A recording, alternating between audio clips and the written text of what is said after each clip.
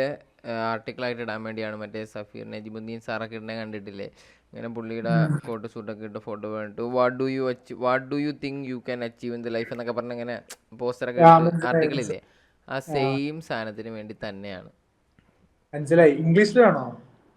അല്ല, ഇംഗ്ലീഷിൽ വേണമെന്നില്ല, മലയാളത്തിൽ മതി. അത് ഞാൻ എന്താണ് ട്രാൻസ്ക്രൈബ് ചെയ്തെടുത്തോളാം, നോക്കാം. ശരി ശരി ശരി, ചോദിക്ക് ചോദിക്ക്. ആ, അപ്പോൾ ഫസ്റ്റ് ചോദ്യം എന്ന് പറഞ്ഞാൽ, വെയിറ്റ്, ഞാൻ ഡോക്കൊന്ന് എടുക്കട്ടെ. വെയിറ്റ്.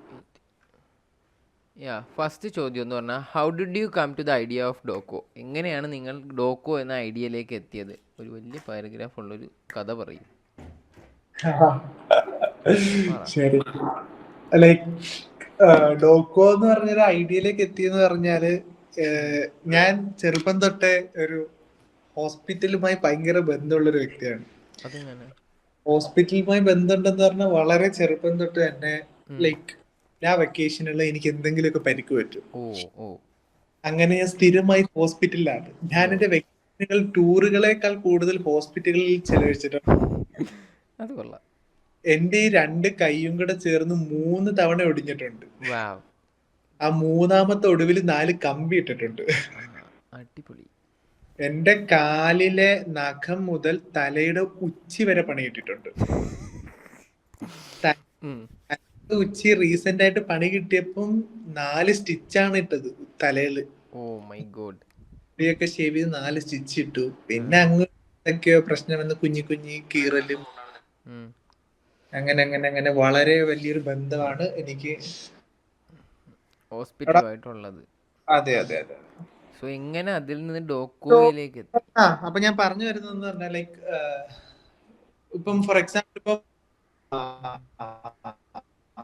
ക്ലിയർ ആവണില്ല. കറണ്ട് പോയി. ആണോ? ഇപ്പൊ കറണ്ട് പോയി ആ. ഓഫീസിൽ കറണ്ട് പോയി. ഉം. ഇപ്പൊ നെറ്റ് യൂസ് ചെയ്യുന്നുണ്ട്. കേൾക്കാമോ? കേക്കാം, പറഞ്ഞോ. അപ്പം ഓക്കെ, എന്റെ ഒരു സ്വഭാവം അനുസരിച്ച്, എന്റെ ഒരു ഇമ്മ്യൂണിറ്റി പവർ അനുസരിച്ചും ലൈക്ക് ഉം. പാലക്കാട് വഴി ഒരു പനി പോയാ എറണാകുളത്തിരിക്കുന്ന എനിക്ക് പനി കിട്ടേണ്ടതാണ്. ഓ. ഓ, ഓക്കെ. പ്രത്യേകിച്ച് ഈ ഒരു മഴ സീസൺ ഒക്കെ ആവുമ്പം ലൈക്ക് എന്തായാലും എനിക്ക് പനികളൊക്കെ ഇങ്ങനെ വന്നും പോയി നിൽക്കും. അപ്പം like every time when I visit hospital എനിക്ക് എത്ര പെട്ടെന്ന് കാണിച്ചിട്ട് ഇറങ്ങാൻ പറ്റത്തില്ല. ഒന്ന്. രണ്ടാമത്തെ കാര്യം, നമ്മളിപ്പം ഒരു ഡോക്ടറെ അടുത്ത് പോകണം എന്നുണ്ടെങ്കിൽ പലയിടത്തും ഞാൻ ഫേസ് ചെയ്തിരുന്ന ഒരു ബുദ്ധിമുട്ട് എന്ന് പറഞ്ഞാല്, ലൈക്ക് രാവിലെ ചെന്ന് അപ്പോയിന്റ്മെന്റ് എടുക്കണം. ഒരു ഡോക്ടറിന് ചിലപ്പോൾ 100 അപ്പോയിന്റ്മെന്റ് ഉള്ളെങ്കിൽ ചിലപ്പോൾ നമുക്ക് അപ്പോയിന്റ്മെന്റ് കിട്ടാൻ വേണ്ടി വളരെ മണിക്കൂറുകൾക്ക് മുമ്പേ നമ്മൾ ചെന്ന് വെയിറ്റ് ചെയ്യേണ്ട ഒരു അവസ്ഥയിലേക്ക്. ശരിയാണ്. വളരെ നേരത്തെ ചെന്ന് അപ്പോയിന്റ്മെന്റ് എടുക്കും. എന്നിട്ട് ബാക്കിയുള്ള അത്രയും ഹോസ്പിറ്റലിൽ വെറുതെ ടൈം വേസ്റ്റ് ചെയ്യും. എന്റെ അത്രയും ടൈം അവിടെ പോവാ.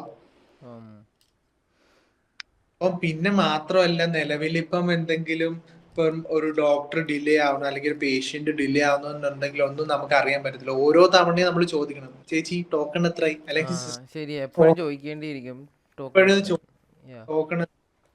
അല്ലെങ്കിൽ ഇപ്പൊ നമ്മളവിടെ വെയിറ്റ് ചെയ്തിരിക്കുക, നമുക്ക് ഭയങ്കര ദാഹിക്കുന്നു, അങ്ങനെ ഒരു ബുദ്ധിമുട്ടുണ്ടെങ്കിൽ പോലും ചിലപ്പോ നമ്മളെ വിളിച്ചാലോ എന്നുള്ള പേര് നമ്മൾ വെള്ളം പോലും കുടിക്കാതെ അവിടെ വെയിറ്റ് ചെയ്തു. അപ്പം ഇങ്ങനെയൊക്കെ ലൈക്ക് എന്റെ ഒരു റിയൽ ലൈഫ് എക്സാമ്പിൾസ് ആണ് ഇതൊക്കെ. ഞാൻ വളരെ നേരിട്ടിട്ടുള്ള ഒരു കാര്യമാണ്. അപ്പം ഇതിനൊരു സൊല്യൂഷൻ എന്നുള്ള രീതിയിൽ ഞാൻ എന്റെ മനസ്സിലേക്ക് കൊണ്ടുവന്ന ആശയങ്ങളാണ് ഡോക്കോ ഇന്നത്തേക്കുള്ള ഒരു സാഹചര്യത്തിലേക്ക്, ഇന്ന് ഈ ഒരു ഇംപ്ലിമെന്റേഷനൊക്കെ എത്തി നിൽക്കുന്നത്.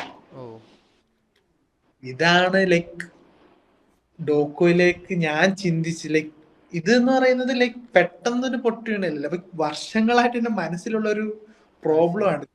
ഈ ഈ വർഷങ്ങളായിട്ടുള്ള ഒരു പ്രോബ്ലത്തിനെ പിന്നെയും കുറച്ച് വർഷങ്ങളുടെ ആശയത്തിൽ നിന്ന് ഒരു സൊല്യൂഷനിലേക്ക് നയിച്ചുകൊണ്ടിരിക്കുകയാണ്. This is ഡോക്കോ.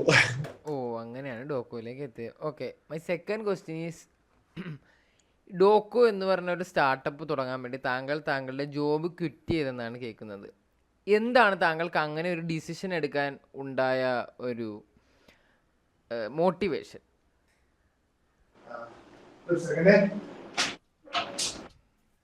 പറയൂ, എന്താണ് താങ്കൾക്ക് താങ്കളുടെ ജോബ് ക്വിറ്റ് ചെയ്ത് ഈ ഒരു സ്റ്റാർട്ടപ്പിലേക്ക് വരാനുണ്ടായ മോട്ടിവേഷൻ? ഒരു സെക്കൻഡ് ആയിട്ട് ഒരു സെക്കൻഡ് വെയിറ്റ്.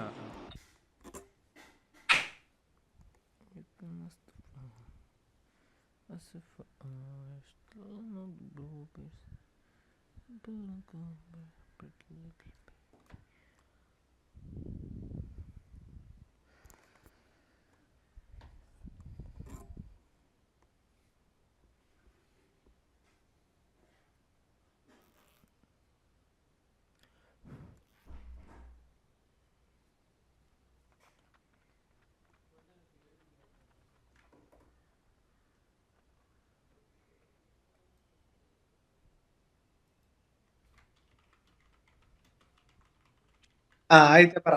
ആ ഞാൻ ചോദിച്ച ചോദ്യം എന്താന്ന് പറഞ്ഞാൽ താങ്കളുടെ ജോലി ഫയാസിന്റെ ജോലി ക്വിറ്റ് ചെയ്താണ് ഡോക്കോ എന്ന് പറഞ്ഞൊരു സ്റ്റാർട്ടപ്പ് തുടങ്ങാൻ, അല്ലെങ്കിൽ സ്വന്തമായിട്ടൊരു സ്റ്റാർട്ടപ്പ് എന്ന ആശയം സഫലീകരിക്കാൻ വേണ്ടി ഇറങ്ങിത്തിരിച്ചത്. എന്തുകൊണ്ടാണ് താങ്കളുടെ ജോബ് കിട്ടിയത്, അങ്ങനെ ഒരു റിസ്ക് ഡിസിഷൻ എടുത്തത്? എന്താണ് അതിനുള്ള താങ്കളുടെ മോട്ടിവേഷൻ?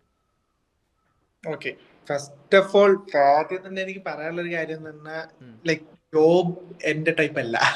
ഒരു ജോബിന് പോകുക എന്ന് പറഞ്ഞാൽ like it's not my type. പിന്നെ ഞാൻ പഠിച്ചതെന്ന് പറഞ്ഞാൽ BSc കമ്പ്യൂട്ടർ സയൻസ് ആണ് ഞാൻ ഡിഗ്രി ചെയ്തത്. ആഫ്റ്റർ ദാറ്റ് എനിക്ക് സ്റ്റാർട്ടപ്പ് തുടങ്ങണം എന്ന് തന്നെയാണ് എന്റെ മൈൻഡിൽ. ലൈക്ക് ഈ ഡോക്കോ എന്നല്ല, സ്റ്റാർട്ടപ്പ്, എന്തെങ്കിലും ഒരു സ്റ്റാർട്ടപ്പ് തുടങ്ങണം എന്ന് തന്നെയാണ് എന്റെ മൈൻഡിൽ ഉണ്ടായിരുന്നത്. അപ്പോഴത്തെ വീട്ടിൽ ഒരുപാട് കമ്പൽ ചെയ്തിട്ടാണ് ഞാൻ MCA എടുത്തത്. അങ്ങനെ MCA എടുക്കുമ്പോഴും ലൈക്ക് ഞാൻ എപ്പോഴും പറയും ഞാൻ അങ്ങനെ ഹാർഡ് കോർ പ്രോഗ്രാമറോ കോഡറോ ഒന്നുമല്ല. ബട്ട് എനിക്കൊരു കോഡ് കണ്ടാൽ മനസ്സിലാവും, ഇല്ല എന്നല്ല. അങ്ങനെ എന്നൊരു കാര്യം ഡെവലപ്പ് ചെയ്യാൻ പറഞ്ഞാൽ എനിക്ക് അറിഞ്ഞൂടാ. എനിക്ക് റിയൽ ലൈഫ് എക്സാമ്പിൾസ് ഇല്ല.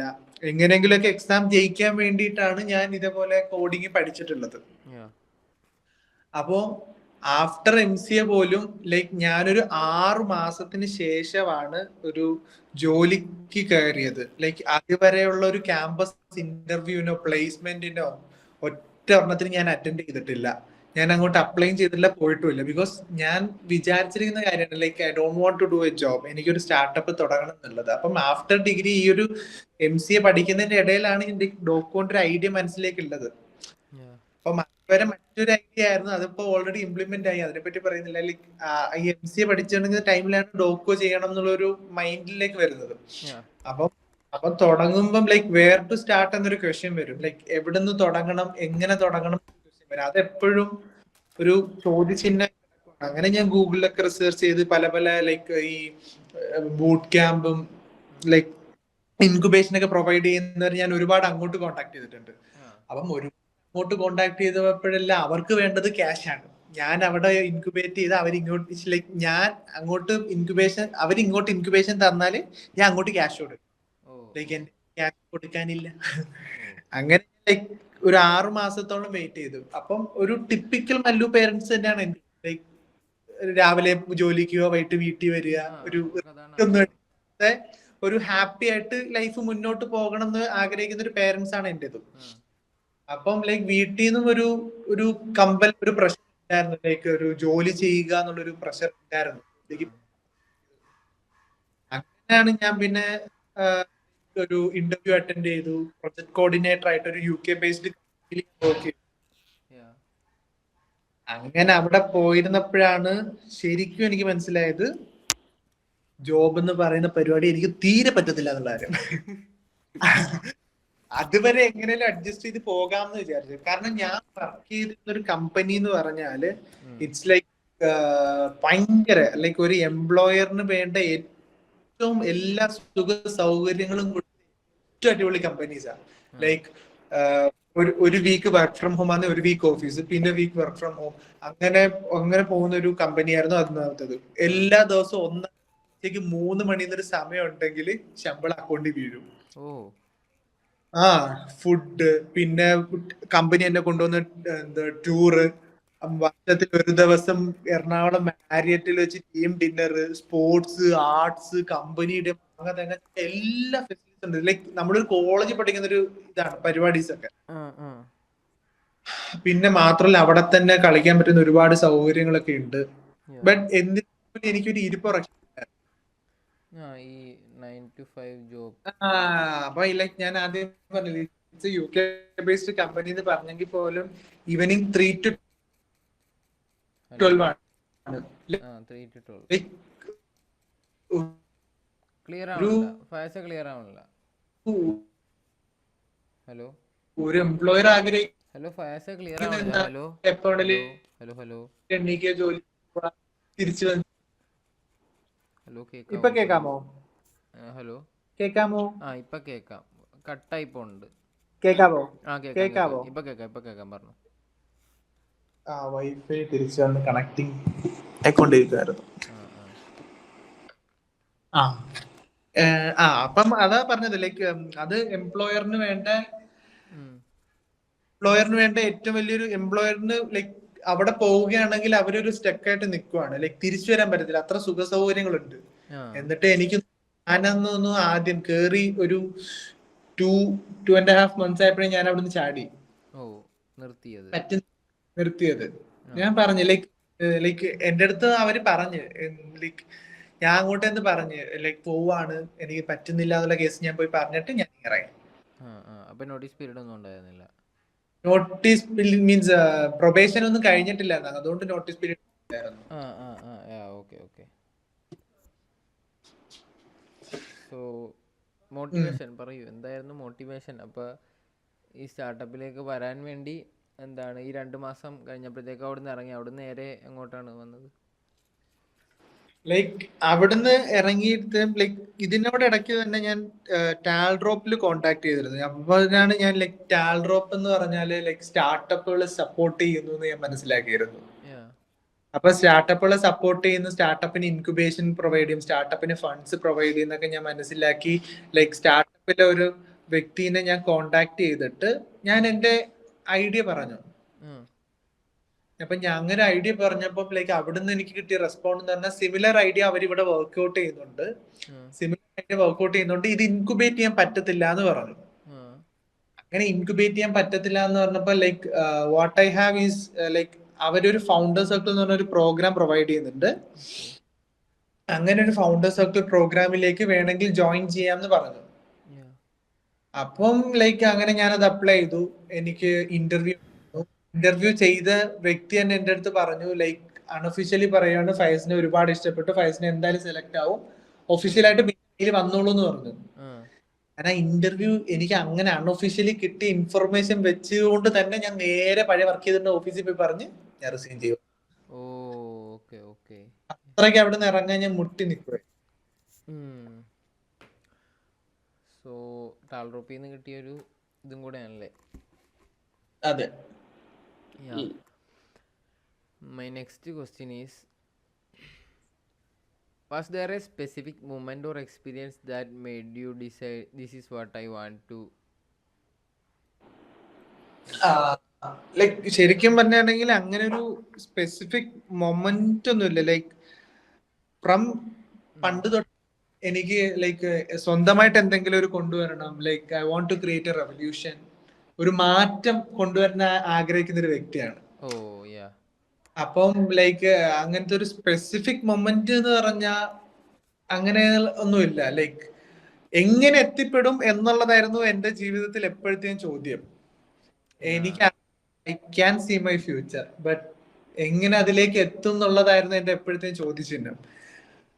അപ്പം തിങ് ഈസ് അങ്ങനത്തെ ഒരു മൊമെന്റ് ഇല്ല. എനിക്ക് കോളേജിൽ പഠിക്കുന്ന സമയത്ത് like I want to start something, I want to create a revolution, I want to change things, എനിക്ക് ഇങ്ങനെ ആകണം അങ്ങനെ ആകണം എന്നുള്ള ഒരു മൈൻഡ് എന്റെ ഉണ്ട്. ബട്ട് ആ ഒരു വഴിയാണ് എനിക്ക് അറിയപ്പെടാത്തത്. ലൈക്ക് എനിക്ക് അങ്ങനെ വഴി മുമ്പിലില്ല.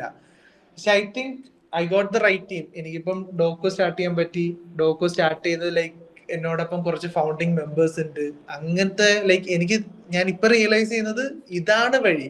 ലൈക്ക് ഈ ഒരു മൊമെന്റാണ് ഞാൻ റിയലൈസ് ചെയ്യുന്നത്. ലൈക്ക് കറക്റ്റ് ടീമിനെ ഫൈൻഡ് ഔട്ട് ചെയ്തു, അവര് ഡോക്കോ സ്റ്റാർട്ട് ചെയ്യാൻ പറ്റി. അപ്പം അതെ, എത്തേണ്ട സ്ഥലത്ത് തന്നെ എത്തുന്നുണ്ട്. ലൈക്ക് എനിക്കത് കാണാം, ലൈക്ക് ആ വിഷൻ എനിക്ക് മുമ്പിൽ കാണാം, പക്ഷേ എത്തുന്നുണ്ടത്. Okay. Yeah, my next question is, what does a typical day look like for you now compared to when you were in a work? നേരത്തെ ജോബിലായിരുന്നപ്പോഴുള്ള ഒരു ദിവസവും ഇപ്പോഴത്തെ ഒരു ദിവസവും, ലൈക്ക് ഒരു ഓൺടർപ്രണർ ആയിക്കൊണ്ടിരിക്കുമ്പോഴുള്ള ഒരു ദിവസവും തമ്മിലുള്ള മാറ്റങ്ങൾ എന്താണ്? ആ, പണ്ട് ഞാൻ സ്കൂളിൽ പോയിക്കൊണ്ടിരുന്നപ്പം എന്റെ ഉമ്മച്ചിയാണ് എന്നെ രാവിലെ ഉറക്കം എണ്ണീപ്പിച്ച് ഉം. എന്നെ കുളിപ്പിച്ച് പല്ല് തേപ്പിച്ച് ഡ്രസ് ഇടിച്ച് എന്നെ കുത്തി തള്ളി വിടുവായിരുന്നു. ആ. കുത്തി തള്ളി വിടുമെന്നൊക്കെ പറഞ്ഞാൽ ഞാൻ കരഞ്ഞു പറഞ്ഞാലും എന്നെ പറഞ്ഞ് ബസ്സിലോ ജീപ്പിലോ ഒക്കെ കയറ്റി എന്നെ പറഞ്ഞു വിടുമായിരുന്നു സ്കൂളിൽ. ആ. ഞാൻ ഇവിടെ ജോലിക്ക് പൊക്കോണ്ടിരിക്കുന്ന സമയത്തും എന്റെ ഉമ്മയാണ് എന്നെ അങ്ങനെ കമ്പൽ ചെയ്ത് പോണം അങ്ങനെ ഇങ്ങനെ അത് ഉപദേശിക്കുന്നത്. ലൈക്ക് ഇഷ്ടമില്ലാത്തൊരു കാര്യത്തിൽ പോകുന്നതാണ് പൊക്കോണ്ടിരിക്കുന്ന ഒരു സിനാരിയാണ് ഞാൻ പറഞ്ഞത്. Yeah. വെൻ ടുഡേ ലൈക്ക് ആരും എന്നെ വിളിക്കുന്നില്ല, ഞാൻ ഞാൻ മോട്ടിവേറ്റഡ് ആയി തന്നെ എണീക്കുകയാണ്. Like I want to make something today, I want to do today. Like അങ്ങനെ ലൈക്ക് നേരത്തെയും ഇന്നത്തെയും ഡിഫറൻസ് എന്ന് പറഞ്ഞാൽ നേരത്തെ കഷ്ടപ്പെട്ട് ചെയ്തിരുന്നു, ഇപ്പം എല്ലാം ഇഷ്ടപ്പെട്ട് ചെയ്യുന്നു. അതാണ് ഒരു ഓണ്ടർപ്രണർ ആയിക്കൊണ്ടിരിക്കുമ്പോൾ വന്ന മാറ്റം മെയിനായിട്ട്. അതെ, ഇപ്പം ലൈക്ക് ഞാനിപ്പോ ചെയ്യുന്നതെന്ന് പറഞ്ഞാൽ എനിക്കെല്ലാം ഇഷ്ടപ്പെടുന്ന കാര്യങ്ങളാണ് ചെയ്തോണ്ടിരിക്കുന്നത്. നേരത്തെ ഞാൻ പറഞ്ഞതെല്ലാം കഷ്ടപ്പെട്ട് ലൈക്ക് എല്ലാരെയും കാണിക്കാനും സഹകരിക്കാനും വേണ്ടി ചെയ്തിരുന്ന കാര്യങ്ങളാണ്. നമുക്കൊരു സാറ്റിസ്ഫാക്ഷൻ ഇല്ലായിരുന്നല്ലേ. കംപ്ലീറ്റ്ലി സാറ്റിസ്ഫൈഡ് വിത്ത് നമ്മൾ ചെയ്യുന്ന കാര്യം കൊണ്ട് ഇപ്പൊ സാറ്റിസ്ഫൈഡ് ആണ്. മറ്റേത് വർക്ക് വേറെ ആർക്കോ വേണ്ടി ചെയ്യുന്നു, ഇപ്പൊ നമുക്ക് വേണ്ടി ചെയ്യുന്നു എന്നുള്ളൊരു വിശ്വാസം ഇത് വന്നല്ലേ. യെസ്. പിന്നെ നമ്മുടെ കൂടെയുള്ള ആൾക്കാര് എല്ലാരും മോട്ടിവേറ്റഡ് ആണ്, കൂടെ എപ്പോഴും ഉണ്ട്. ലൈക്ക് ഇപ്പൊ ഞാനൊന്ന് താന്നു പോയാലും അവര് നമ്മളെ പിടിച്ചെണ്ണിപ്പിക്കും. ലൈക്ക് നമുക്ക് അങ്ങോട്ട് മനസ്സിലാക്കാം, like the same mind set people. അതാണ് പറയാനുള്ളത്. അവരെ കിട്ടിയതാണ് ലൈക്ക് ദ ഏറ്റവും വലിയ ഭാഗ്യം എന്ന് ഞാൻ പറയുന്നത്. അത് തന്നെ, നമ്മളെ പോലെ ചിന്തിക്കുന്ന കുറച്ച് ആൾക്കാരെ കിട്ടുവാണെങ്കിൽ നമുക്ക് ഒരുമിച്ച് മുന്നേറാൻ പറ്റുമല്ലേ. സത്യം പറഞ്ഞ ഇതിനു മുമ്പ് ഞാൻ ലൈക്ക് ഈ ബിസിനസ് ഇതിനോടകം തന്നെ എനിക്ക് ലൈക്ക് കോളേജിൽ പഠിക്കുന്ന സമയത്ത് പാർട്ട് ടൈം വേണ്ടി ഞാൻ പല ബിസിനസ്സും ചെയ്തിട്ടുണ്ട്. അപ്പം ആഫ്റ്റർ ബിസിനസ് ഞാൻ ആ ബിസിനസ് സീരിയസ് ആക്കാൻ വേണ്ടി പല കൂട്ടുകാരെയും വിളിക്കുന്നുണ്ട്, പക്ഷെ ആർക്കും ഒരു ഇൻട്രസ്റ്റ് ഇല്ല. ലൈക്ക് ഇപ്പൊ ഞാൻ ഒരു ഗ്രൂപ്പ് ഓഫ് ഫ്രണ്ട്സിന്റെ ഇടയിൽ ഞാൻ ഇപ്പൊ ബിസിനസിനെ പറ്റി പറയുന്നു. ഞാൻ എപ്പോഴാണോ ഈ ബിസിനസിനെ പറ്റി പറയുന്നത് അപ്പം മാത്രമേ ഈ ബിസിനസിനെ പറ്റി ടോക്ക് ഉള്ളൂ. അവരാരും ഇനിഷ്യേറ്റീവ് ആ ഒരു ലൈക്ക് പിന്നീട് ഞാൻ അവരൊന്നും പറയാം. അപ്പൊ അവരുടെ വേ ഓഫ് ഇൻട്രസ്റ്റ് നമുക്ക് മനസ്സിലാക്കാം. അതങ്ങനല്ല, ഞാൻ പറഞ്ഞില്ലേ പോലെ എന്നെ തിരിച്ചോട്ട് വിളിച്ച് ഓർപ്പിക്കുന്നുണ്ട് അല്ലേ. അപ്പൊ അതൊരു വലിയ കാര്യമാണ്. My next question is, how did your previous job or experience help in building Doco? നേരത്തെ ഉള്ളൊരു എന്തെങ്കിലും തരത്തിലുള്ള എക്സ്പീരിയൻസോ നേരത്തെ ജോബിൽ വന്ന എക്സ്പീരിയൻസോ എന്തെങ്കിലും ഡോക്കോ ബിൽഡ് ചെയ്യുന്നതിനെ പറ്റി ഹെൽപ്പ് ചെയ്തിട്ടുണ്ടോ? സത്യം പറഞ്ഞാൽ ഒന്നുമില്ല. there is nothing like that. പിന്നെ ഞാൻ മുമ്പേ വർക്ക് ചെയ്തിരുന്നത് ഒരു പ്രൊജക്ട് കോർഡിനേറ്റർ ആയിട്ടായിരുന്നു. അതിൽ നിന്നും കുറച്ച് വളരെ ചെറിയൊരു ഓപ്പറേഷണൽ എക്സ്പീരിയൻസ് ഉണ്ട്. ലൈക്ക് ഒരു 2 മാസത്തെ എക്സ്പീരിയൻസ് എന്ന് പറഞ്ഞാൽ അവരും എന്നെ ഒരു പ്രൊബേഷൻ ആയിട്ടാണ് കാണുന്നത്. അപ്പം ലൈക്ക് എന്റെ സീനിയേഴ്സ് മീൻസ് ഈ മെയിൻ പ്രൊജക്ട് മാനേജേഴ്സ് എന്താ ചെയ്തതെന്ന് എനിക്കൊരു കണ്ട അനുഭവം ഉണ്ട്. അതായത് ലൈക്ക് നത്തിങ് ഈസ് ദർ. പിന്നെ പ്രിവ്യൂസിൽ നിന്ന് കിട്ടിയത് ലൈക്ക് ഞാൻ അങ്ങനെ തിരിച്ചു പോകത്തില്ല എന്നുള്ളൊരു മൈൻഡ് സെറ്റ് മാത്രമേ എനിക്കുള്ളൂ. അല്ലാതെ നേരത്തെ വർക്ക് ചെയ്തിരുന്ന ജോബ് സത്യം പറഞ്ഞാൽ അതൊരു പേടി സ്വപ്നമാണ് എനിക്ക്. ലൈക്ക് ഡോക്കോ വിജയിക്കുന്നതിന്റെ മെയിൻ കാര്യം ഞാൻ അവിടെ തിരിച്ചു പോകത്തില്ല എന്നുള്ള എന്റെ ഒരു പേടി സ്വപ്നം തന്നെ ആയിരിക്കും.